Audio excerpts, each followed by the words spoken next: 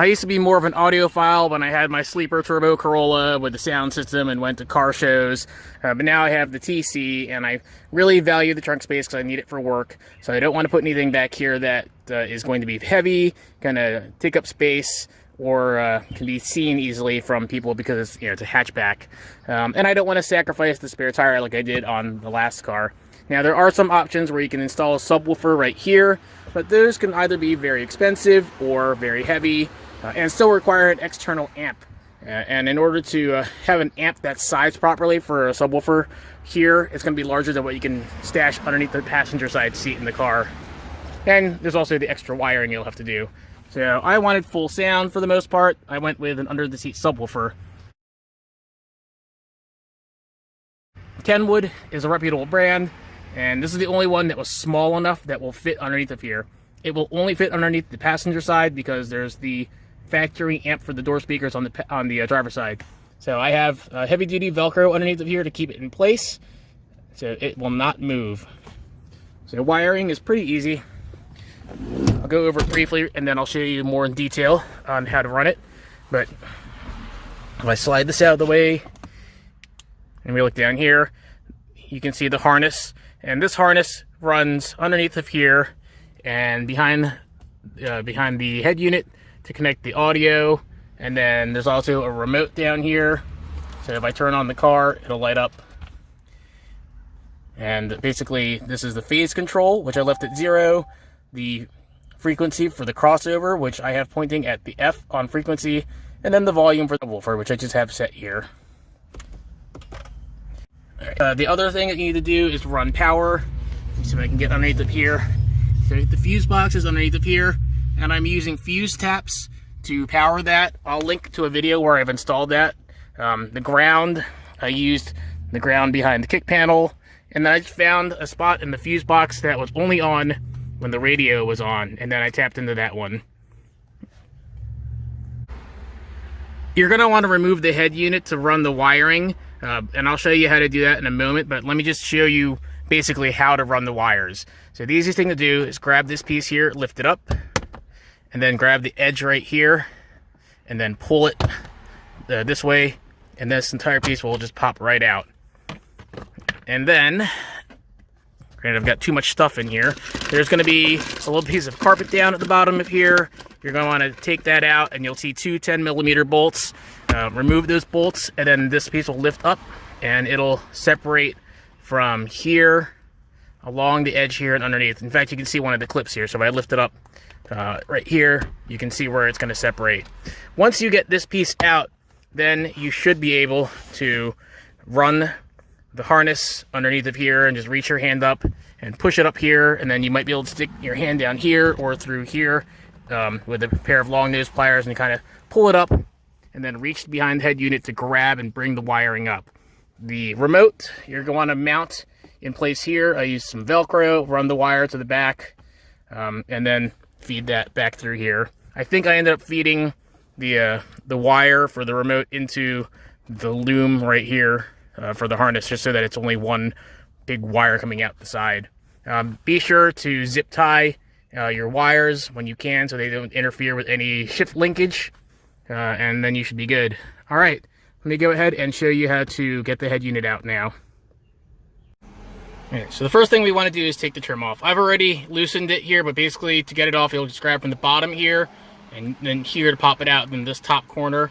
This last corner here is a little bit tricky, so usually I'll grab it with my left hand down here and my right hand up here and pull kind of this direction here until it pops out, but you can see the clips there. Actually, let me unplug the clock real quick. There we go. So you can see there's the clips there and there. So this clip here though is the tricky one that always gets stuck up in there. So if it gets stuck, just kind of pull this direction and it'll pop out eventually. Alright, so with the trim off, you just have to remove these 4 10mm bolts. You'll need an extension for the top ones. You don't need to use one as long as the one I have here. But this is just what I happen to have on hand. So I'm going to go ahead and remove all of these, and then I'll show you what it looks like behind. All right, so this is the back of the head unit. This is the harness that goes to the clock, so you can ignore that.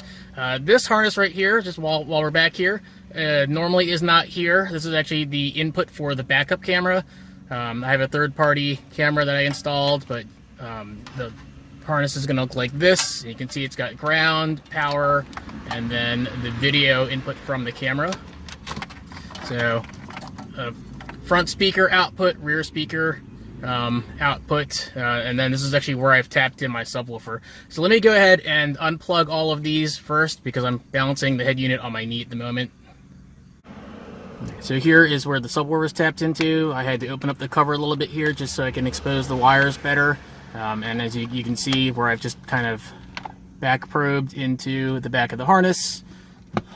So each wire has electrical tape around it to secure it, plus a zip tie, and then overall there's a master zip tie around all the wires, and that keeps this from moving. So if we look here, the black wire on the factory harness has the white wire for the subwoofer going into it.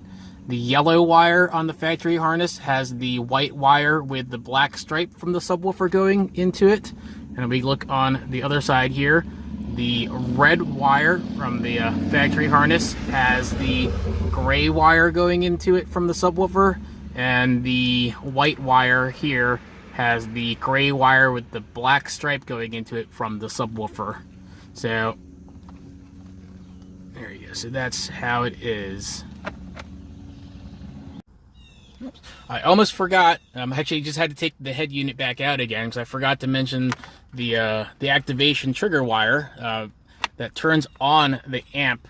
So on the other harness here, the one that's slightly wider, that plugs in here.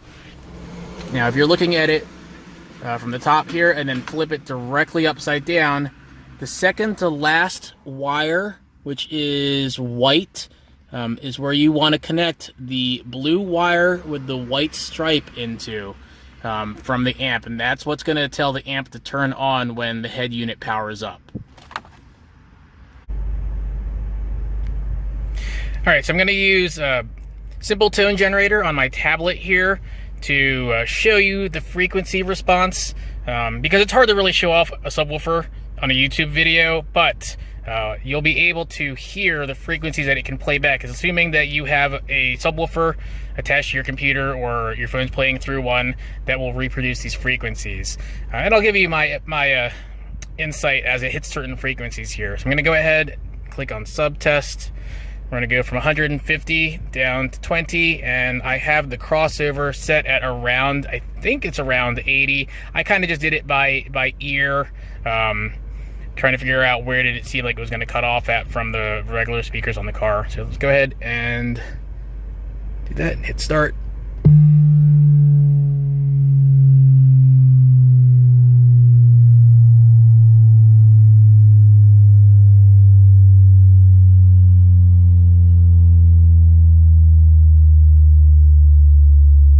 Okay, really starting to feel that.